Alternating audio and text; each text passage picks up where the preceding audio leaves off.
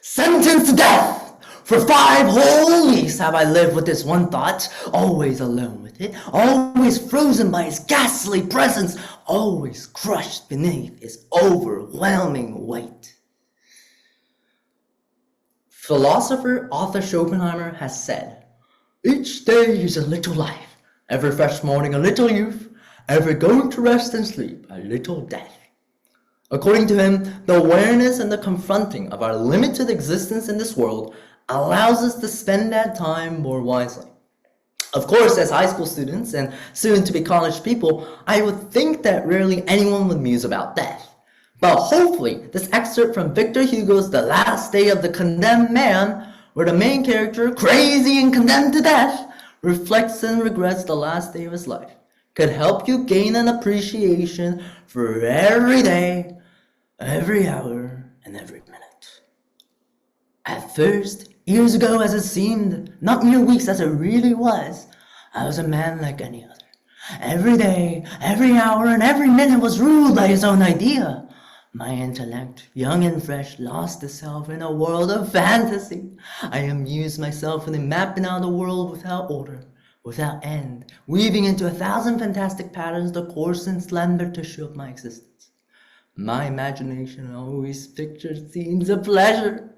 My thoughts were free, and therefore I was free also.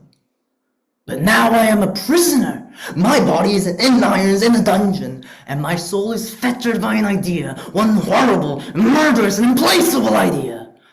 I have one thought, one certainty, one deep-rooted conviction, and that is that I am under sentence of death.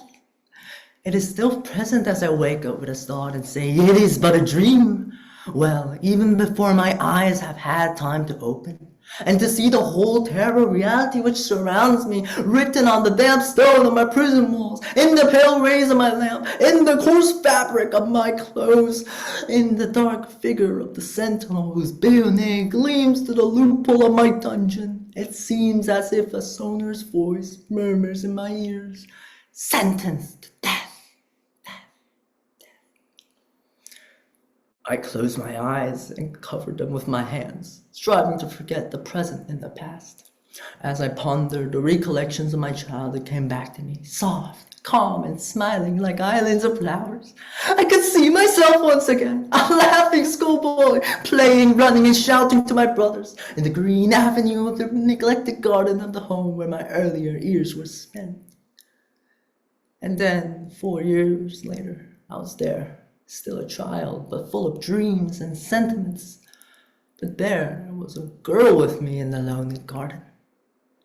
Now she is leaning on my arm. I feel proud and happy. We're walking slowly and conversing in low tones.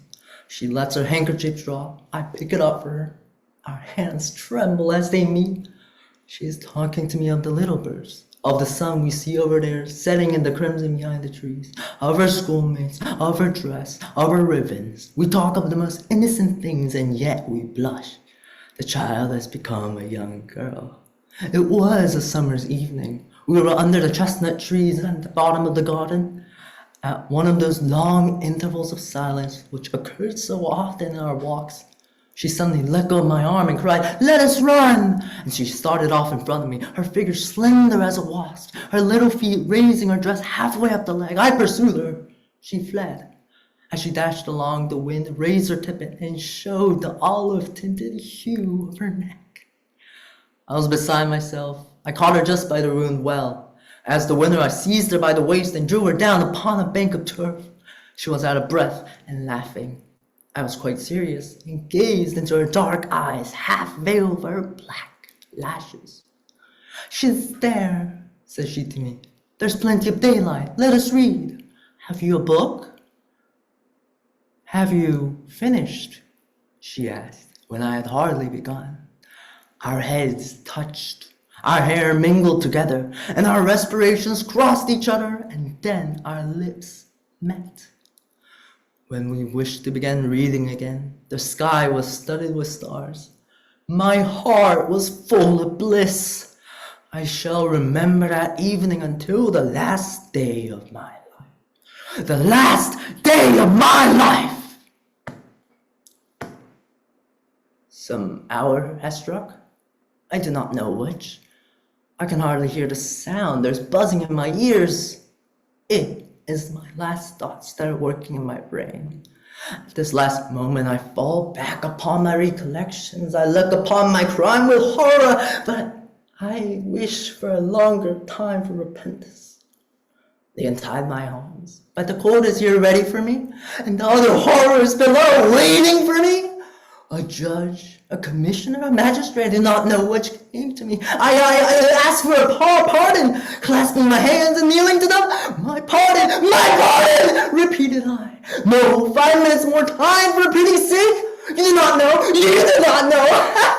It may be on its way. It may arrive at the last moment. Such things have often been heard of before. And what use would a pardon be served if I'm no longer in the condition to benefit by it? With a calm smile, they asked me if that was all that I had to say. For mercy's sake, 1 more minute to wait for the coming of my pardon. If you not grant it, I'll defend myself tooth and nail. Oh, the horrible cry with the hyena-like cries. How do I know I shall not escape them if I shall not be saved? My pardon may arrive. Ah, the wretches, they're carrying me to the scaffold. That was my speech. Thank you.